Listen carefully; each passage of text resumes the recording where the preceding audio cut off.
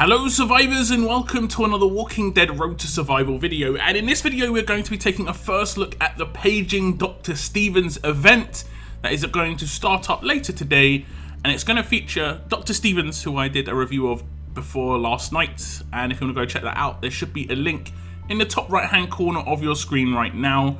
But we're going to go over the preview of this Paging Dr. Stevens event, where it does say battle through the month of May for valuable rewards, including new S-Class Dr. Stevens. So reading through the post, it says, Paging Dr. Stevens, the life of a doctor is never easy, and during our new event, Paging Dr. Stevens, you will need to assist him and collect trauma kits throughout its duration. A brand new S-Class edition of Dr. Stevens is the final goal, requiring 2 fully upgraded 6-star Dr. Stevens and 6,000 Dr. Stevens cards. Start date is Thursday the 7th of May, and it starts at 12 PM Pacific time, and the end date is Thursday the 4th of June and finishes at 5 PM Pacific time. So this event will last precisely 4 weeks, with the item hand-ins lasting an extra 24 hours until Friday, June the 5th at 5 PM Pacific time. So obviously there are trauma kits you'll need to obtain to get Dr. Stevens, and it says consistency will be key throughout the event. Each day you will receive 100 trauma kits for free in the shop, with an extra 100 kits also available for Survivors Club members. You will also be able to gain trauma kits by participating in our regular tournaments, events and war while the event is ongoing.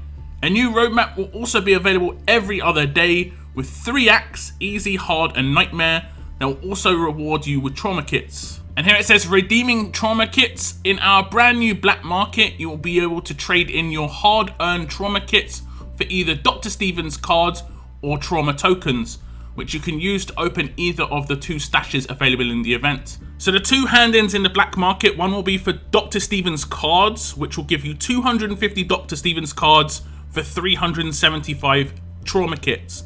The stock of this is 40, so you'll need 40 hand-ins to get the 10,000 cards that you require to actually claim Dr. Stevens as an S-Class. This will require 15,000 total trauma kits, of which you'll receive 2,800 trauma kits just from logging in throughout the event, meaning you'll need to gain 12,200 trauma kits through tournaments, roadmaps and other means. So with your excess trauma kits, or if you do not want to actually claim Dr. Stevens in the first place, you can get 100 trauma tokens for 700 trauma kits. The limit of this is 100. These will be able to be used on stashes, which we'll look at in a second. It does say Dr. Stevens cards can be redeemed in the museum for the new Dr. Stevens, and there is most likely no time limit on this, kind of like how the Aaron event worked, where Aaron remained in there after the event ended. So it says we have 2 stashes available to you to choose which path you want to pursue. The first stash will offer trainers, gear and hundreds of S-Class cards for Rosita, Davy and Minerva. The second stash is more geared towards crafting, as it will include trainers, armory items and armory tokens.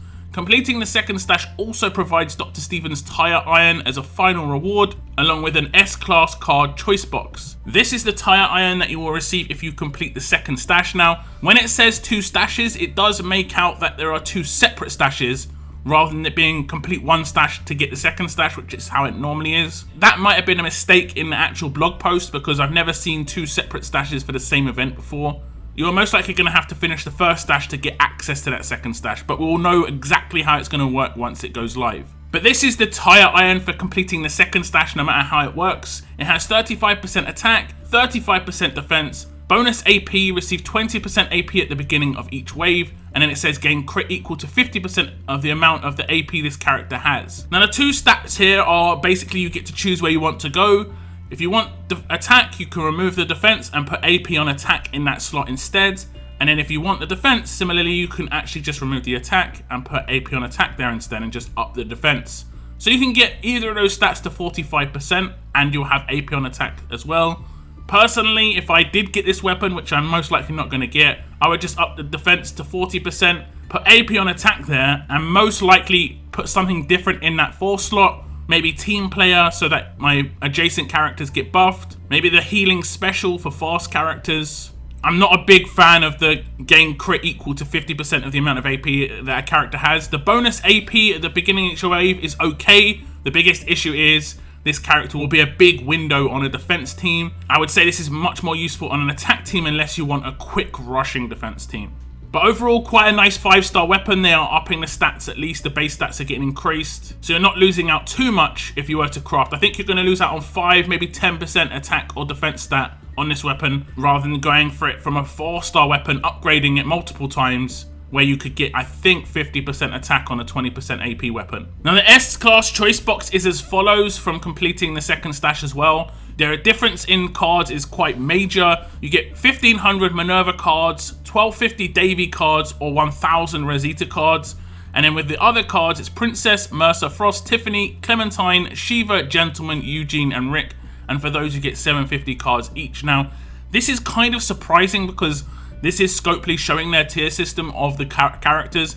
And I would definitely say Rosita is better than like half of the characters that have got 750 there, and she was released after them. So it's kind of interesting that the way they're doing it, but I would definitely say Rosita would be the one to pick up for me if I was to get this crate, just because she is tier 1 and she's giving out quite a lot of cards here. It does also go over Dr. Stevens, but I have covered this in a previous video, so if you want to go and check that out, you should see an overlay at the end of the video here.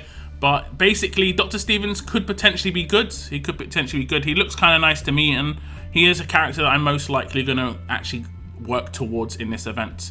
So I'm happy, and visually, the art, the how he looks actually in game looks kind of cool. I kind of like it. So that's the end of this video, just previewing the upcoming event. I do love the art that they're using on these blog posts. It does look sick. They are going all out on making this stuff look really nice and attractive to look at. So I appreciate that. It does look like the event's pretty much going to work like the Shattered Spring event, where you gain the items through various events, but they're also adding roadmaps to the mix and login rewards, which is good.